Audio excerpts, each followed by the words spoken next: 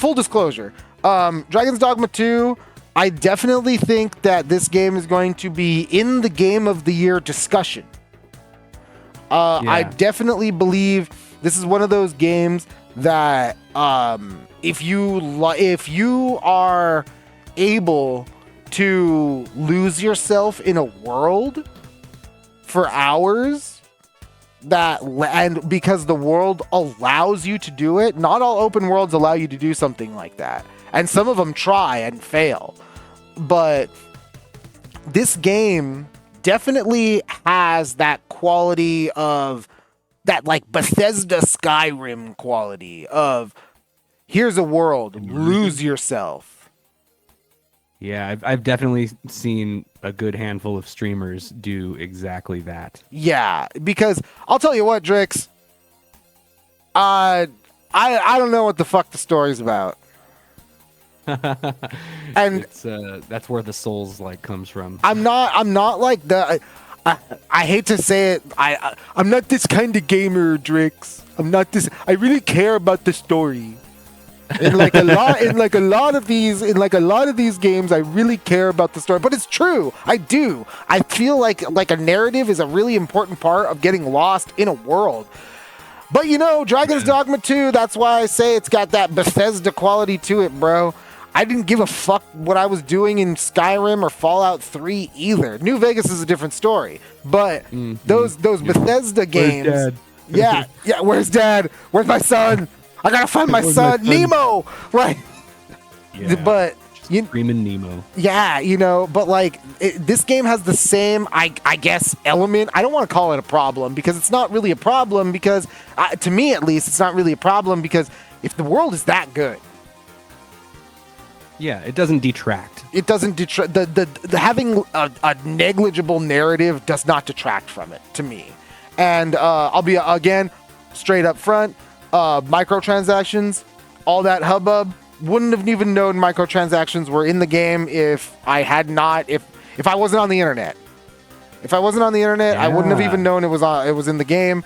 I got 1 billion fairy stones. I still have a ton of them. The game gives you a bunch. But this is kind of leading me into my point about the game that I think is misleading to a lot of people. Very, very misleading. I got review bombed even. And on Steam anyway. But further than the microtransactions, and Drix, you kind of mentioned it earlier when you gave it the comparison to Dark Souls, but Drix, I don't know if this game has a new game plus or anything like it. I'm about 45 hours deep, but this game is easy. Oh, really?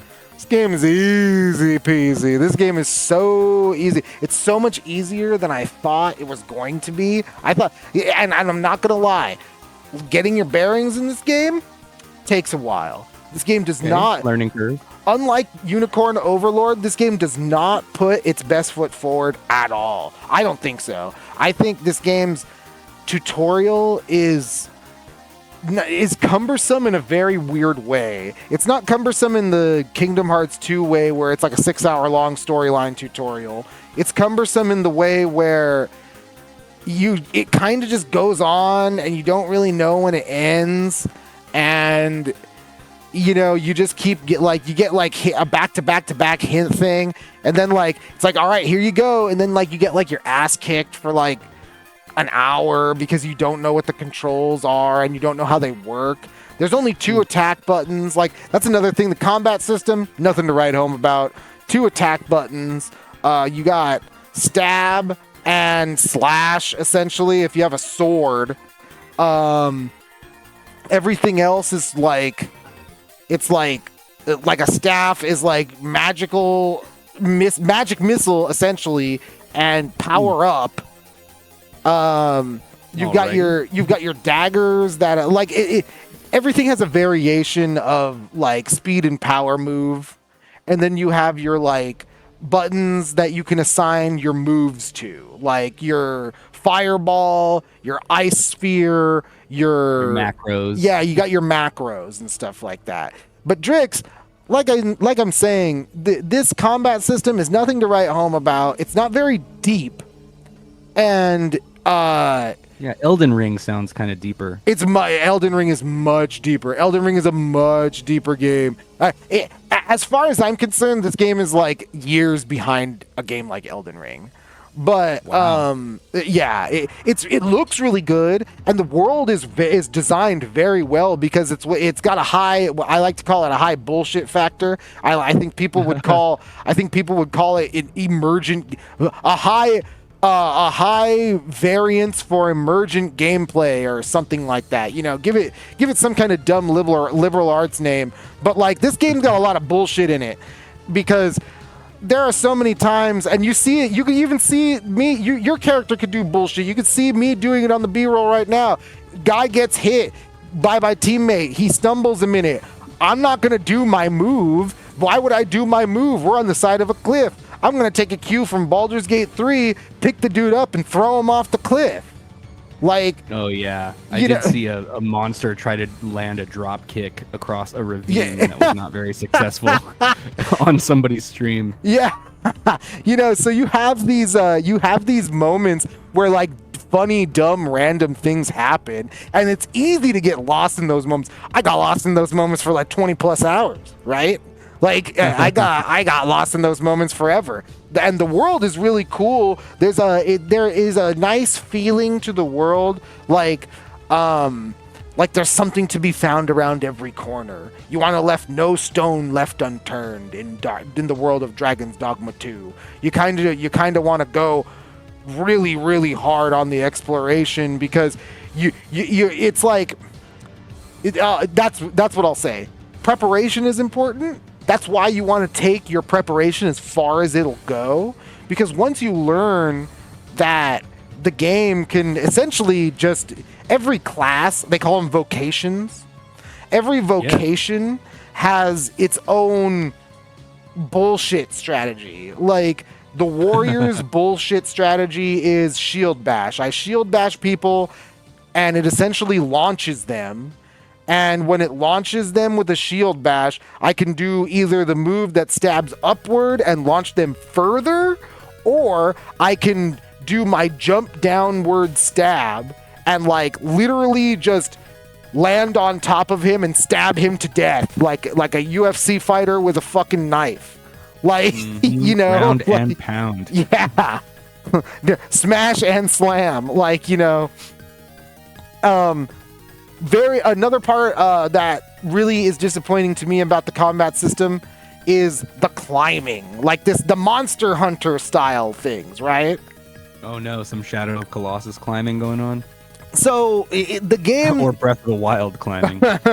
So the game makes it's kind of a bad combination of both. But like, so the game makes a really good first impression with its like climb this creature to take it down mechanic, right?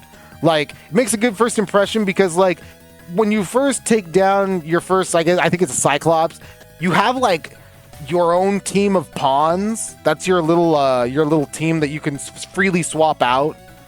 They don't, only one of them, your main pawn, levels up with you. The rest of them you have to keep swapping out. And you can favorite them. They're the other players' main pawns and that are playing the game, and you can favorite them. So if you want to try to see if they've leveled up later on to your level, you could check in. But like, other than that, they're called pawns. They're literally disposable. They got a lot of personality. They'll dap you up after a fight, but not much else. They're just there to fight set people. The bar there. Yeah, we're there. We're setting the bar. If we're setting the bar at, hey, we're gonna wolves hunt in packs for like the 50th time, and I'm gonna dap you up because we killed this ogre, like, but you have this mechanic where you have like weak points on enemies, and you take them down by hitting them in certain ways on the weak points. Makes a really good first impression because it's your team of pawns, which is like 4 of you guys. And then you have like another team of people escorting you. So like when you first see this mechanic in action, it looks like you have like just a bunch of dudes flying on a guy. There's like a guy on every limb. Yeah, and they're all Dragon's mob. Yeah, and they're all slashing in on him. When you're actually going out up against monsters like that in the world, not a very effective strategy. At least not in my experience. Comes off a little clunky when you're not, the climbing, the section. Honestly, Drix, I'll say it to you like this. I ended up unless I have to climb on enemies, and there's certain enemies you do have to climb on certain enemies. Unless I have to, weak spot. I just take them down. You could invest in knockdown on the knockdown stat on your character, or play the really broken class called the Trickster. That's like the most ridiculous thing that I've ever seen in any kind of like game like this. But like, I'll get to it in a minute. But essentially, you can have a knockdown power that you just knock down enemies and they fall on their own accord. They literally fall over. So it works on everything from Cyclops to dragons. So it doesn't really matter what you do it up against. But this Trickster thing right here, you see it predominantly a lot in the B-roll. I'm about to kill a dragon with it right now. This is the most broken thing in the game. Trick tactic, huh? Yeah, it's a class that doesn't do damage, but its main gimmick is that it's a tank that is a wizard, and you set down a little phantom, and the enemy attacks the phantom. Oh, the dodge tactic. Yes, the dodge tactic. Having too much evasion for your own good. Now the thing with this character is that it gives your pawns and I think other people who are fighting the same enemy, it could give them a buff that's essentially quad damage. Huh. I'll take it. Yeah, and I essentially walked through the entire game. To the point where this is another game where I'm on the home stretch, and Drix, this isn't one of those games where I'm like, man, I'm on the home stretch and I can't wait to beat it. Drix, I'm on the home stretch and I kind of just want to put it down. Yeah, let's end the dogma here and now. Yeah, so things could get out of hand. There's really broken classes. Trickster isn't even the most broken class. If you actually do what the game essentially wants you to do and get lost in its world, because I don't know, there's no characters that there's one character that's cool, Sven, the queen's son or something like that, but the queen and the queen is evil. And there's like a fake Arisen, and that's like trying to impersonate you because you're an Arisen. That's like some dude who fought a dragon and lost, I guess. It has its moments. It has its moments, but there's nothing to really write home about in this game as far as the story goes. Not a lot to cosplay about. Yeah, not a lot to cosplay about. In fact, this uses the RE engine, and we all know how good that character creator is. If you played any Street Fighter 6. Yeah, you can get clever with it. You could get clever with it. So, Dragon's Dogma 2, I think it's a good game. I think if you like the first one, if you like Dark Arisen, if you like games like Fallout 3, Fallout 4, you like Elder Scrolls games, this is a game for you. You're going to love this game. You're going to really just get lost in the world, and it's going to be like, whoa, I love it. Yeah, just broken and bruised enough. Yeah, it's cool. And there is a good sense of danger. You want to prepare for every time you leave town, right? You don't want to leave town with just nothing. You want some potions. Or I shouldn't say potions. You want some food, fruit roborants. You want those things. Your trusty fruit leather. Never leave home without it. Never leave home without it. But other than that, the combat gets a little samey. A couple of the vocations are cool. A couple of them are kind of broken. A couple of them, like I said, broken to the point of making the game where it's just like, damn, this is like completely trivializing combat. But if you're into that and that's your jam, you're gonna this game is a must buy. You'll play this game for like a year. Yeah, right up your alley. Yeah. Everybody else, if you're looking for just a little bit more than something like that, maybe wait for a sale. But this is, like I said, this is going to be one of those games. It's going to be in the Game of the Year discussion just because this game has such a high bullshit factor. Drix, there are so many weird things that happen in this game. Like, enemies fall across ravines and chasms, and they, like, become bridges that you can cross. Like, it's insane. Wow. Huh. Well, sounds like a good time if you're interested. It's absolutely a good time. If you literally just want to get lost in the sauce, this is the game for you. Yeah, enjoy the world, but break the game at the same time. Yeah. Oh, and you're gonna. It's not a chance if it's not a chance like, oh, I can break the game. You're going to. You'll find a way. You'll find a way. You'll do it on accident, like I did. Like But Dragon's Dogma 2, I would give this one a solid 4 out of 5. Absolutely buy it when it's on sale. You see this game for like $40, pick it up.